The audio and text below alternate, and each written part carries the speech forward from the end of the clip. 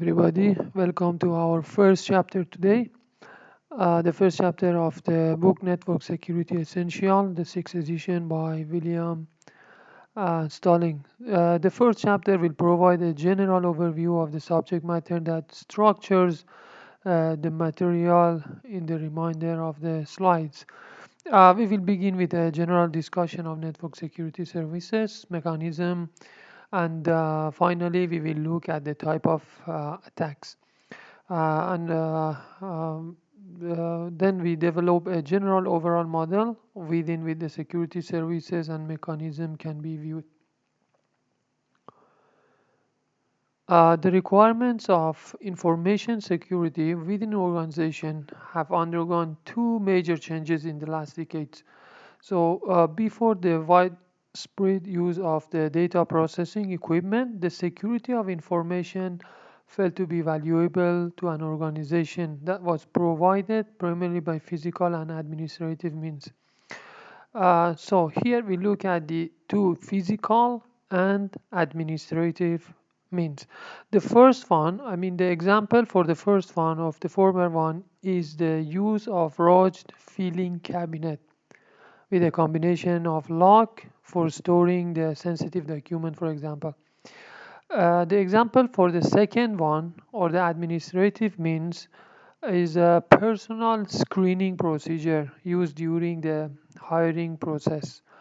With the introduction of the computer, the need for automated tools for protecting files and other information stored on the computer became evident.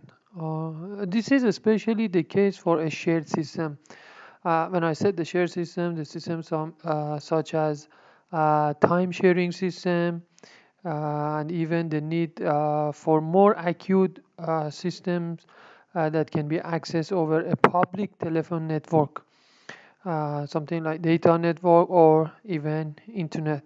So the generic name for the collection of tools designed to protect data and to thwart the hackers is computer security.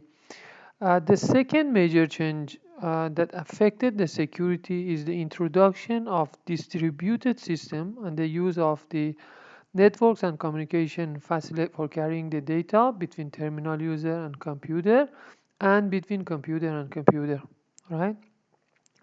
So the network security measures are needed to protect the data during the transmission. In fact, the term network security is somewhat misleading because virtually all business, government, academic organizations interconnect their data processing equipment with a collection of interconnected networks, such as a collection of which is often referred to as internet. So the term internet security is used. That's why, right? So there is no clear boundaries between these two forms of security. For example, a computer security may be introduced into a system physically or when it arrives on a flash drive or optical disk and is subsequently loaded on to a computer. Viruses may also arrive over an internet.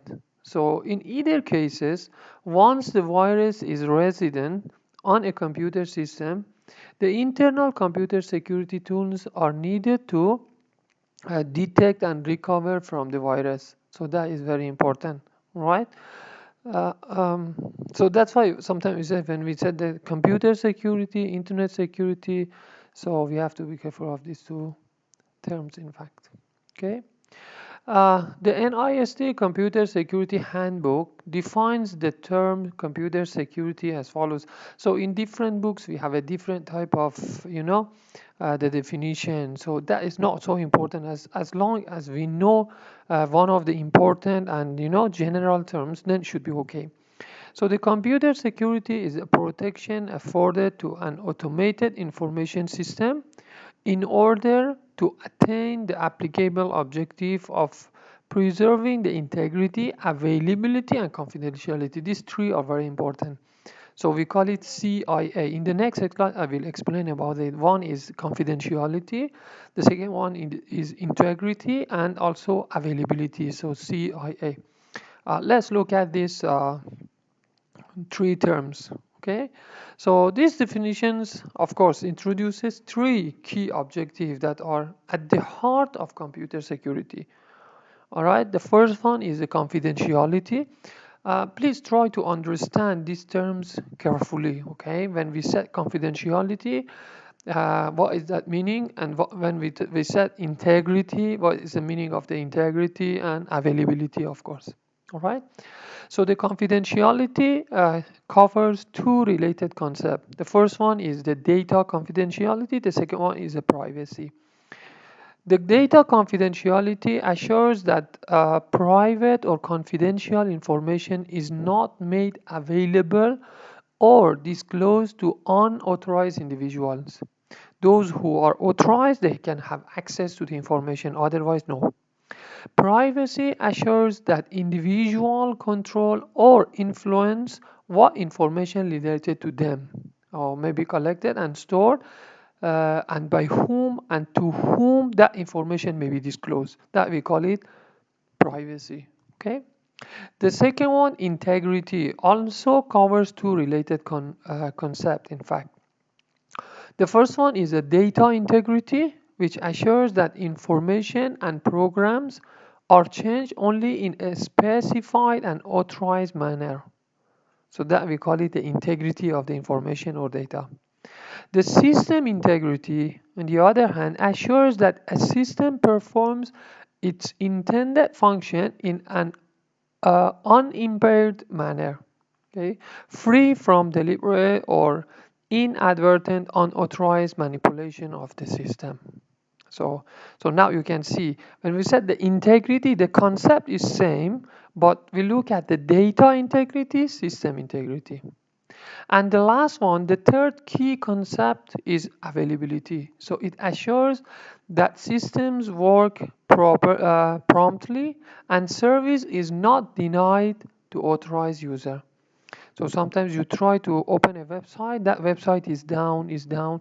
So a few times you try and try and try. In fact, the availability is hacked, basically, I can say. All right, they cannot provide a good availability to their user. Okay, so that three concept that we already discussed is often we refer to the CIA triad. Okay, C is a stand for confidentiality, I for integrity, and A for availability. That three concept, in fact, embody the fundamental security objective for both data and for information and computer services. For example, the NIST is the standard for security. That one, categorization of the Federal Information and Information System, or FIPS, lists confidentiality, integrity, and availability also as the three security objective for information and for information system. Okay. Besides, they have another three. So we already discussed about the confidentiality, which is the preserving the authorized restrictions on information access and disclosure, including means for protecting the personal privacy, right? A loss of confidentiality is the unauthorized disclosures of information. Okay. About the integrity, also we already discussed. Guarding against the improper, for example, information modification. Okay, we talk about the modifying the information. If the information is modified, the integrity is under attack, including the ensuring information, non-repudiation, and authenticity. That too also, besides the CIA, we will discuss in the next slide.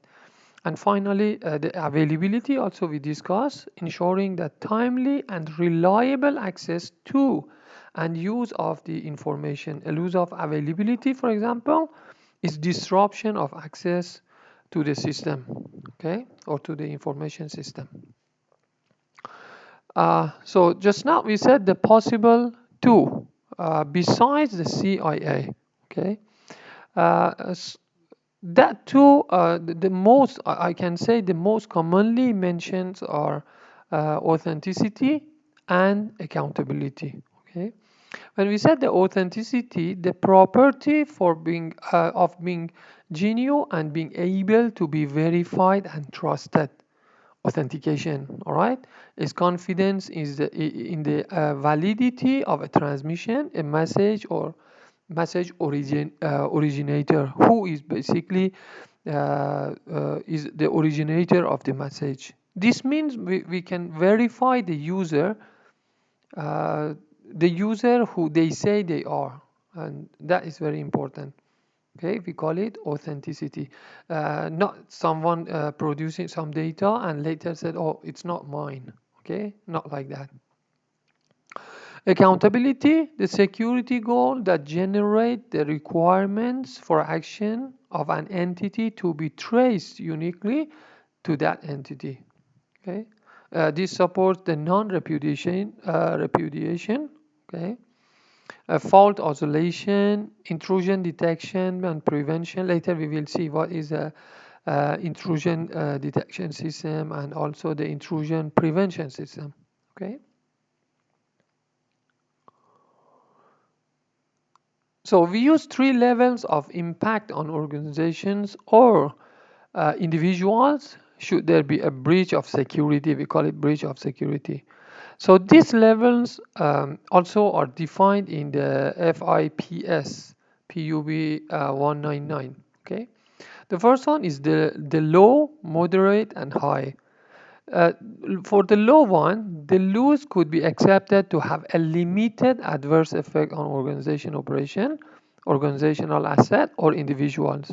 So, if the loss has a limited adverse or low adverse, we call it, the breach of security level is low, right? A limited adverse effect means, for example, the loss of confidentiality, integrity, or availability, okay, which might cause a degradation in mission capability to an extent that is acceptable. Sometimes we can say it is acceptable, okay. The result can be in minor damage. That is very important, should be minor to the organizational asset, result in minor financial loss, for example, all right, result in minor harm to individual. All the harm or the damage or all of this should be in low level. Moderate, the loss could be expected to have a serious adverse, all right, on organizational operations, on organizational assets, or individuals. A serious adverse effect means that, for example, the loss might cause a significant degradation in the mission capability, or result in significant damage to organizational asset, or result in the significant financial loss, or result in significant harm to individuals. So as you can see here is significant compared to the first one, which is low. When we said high, of course, the loss could be expected to have a high adverse on the or effect on organizational operations, organizational asset, or individual. Okay, result in very high harm to the individual, and it's a really big issue and problem. Okay, so that one we call it the breach of the security level of impact. Okay, so let's look at the example of security requirements. So the first one is the confidentiality. As I said here, also we look at the CIA: confidentiality, integrity, availability. Example for the confidentiality: the student grade information. This is an asset whose confidentiality is considered to be highly important by the student. In the United States, for example, the release of such information is regulated by the Family Education Rights and Privacy Act. All right. The grade information, the second one, should only be available to students, their parents, and employees. The employees of the university that require the information to their job. Student information, enrollment information, for example, I'm giving the example for the high, low, and moderate, right? So the first one, I said the student grade, all right? The second one is the student enrollment information. The enrollment information may have a moderate confidentiality. Um, and the third one, I can say, for example, the information that is not really like directory information, all right? So that directory information is considered as a low confidentiality rating. So this information typically is freely available on the website, on the school website, I mean in the university website. It can be public and also can be published on website, no problem. So that one is a directory information such as a list of students, list of faculties, or department list. That is not really I cannot say is in moderate or high level. Okay, so that is an example for the confidentiality. So if we look at the integrity,